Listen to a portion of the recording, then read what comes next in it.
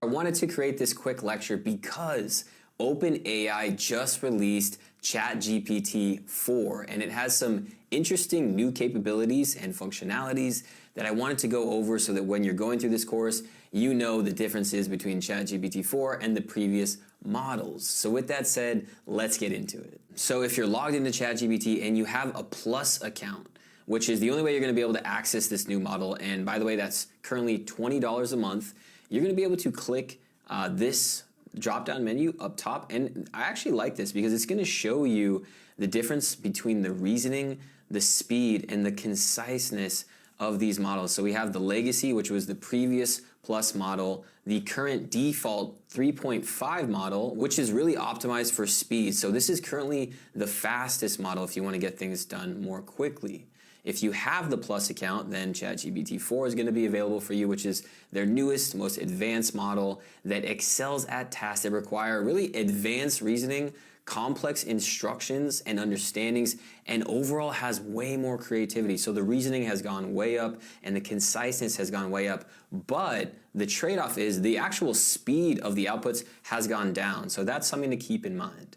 So now let's hop over to the OpenAI website and go through a little bit more of the new updated details. So like I mentioned, GPT-4 can solve more complex problems with greater accuracy and overall context on the more subtle parts of prompts. So it has a broader general knowledge and better problem-solving abilities. And I kind of like their breakdown here, breaking down the new updates in a creative fashion, a visual output fashion, and a longer context fashion. So let's go into these individually. So the coolest part of the creative update for GPT-4 is that it is way more efficient at helping you do things such as composing songs, writing screenplays, and learning your specific writing style with priming, which we go into in the course. And next up is the visual input, because one of the coolest parts is that GPT-4 is going to be multimodal, so it's going to be able to integrate with other things like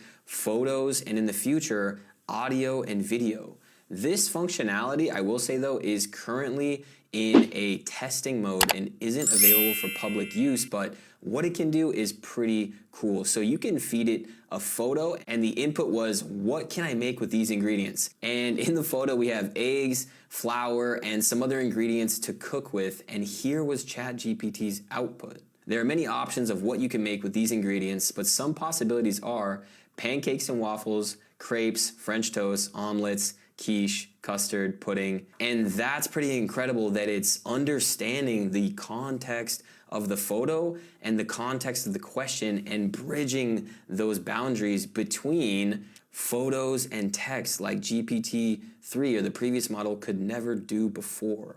The third coolest upgrade is just the sheer amount of content that the new model can handle, which is over 25,000 words of text, which is going to open it up to so many more use cases with long-form content. For example, you can now paste in nearly 50 pages of written words, and it can, of course, digest that information, synthesize it, and pop out whatever it is that you're putting into your input.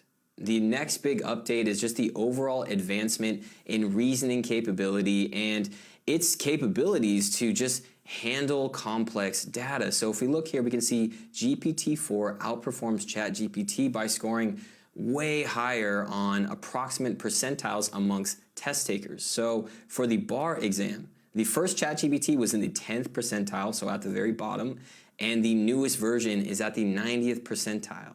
So all of these updates are coming out consistently, so we will be adding lessons as the new functionalities are rolled out. And I also wanted to mention that everything else that we teach in this course is still completely applicable to this new model. So as you progress through this course, you can choose to use whichever model you'd like to use for ChatGPT, and we'll continue to add new lessons into this course for the new functionalities that OpenAI continues to release.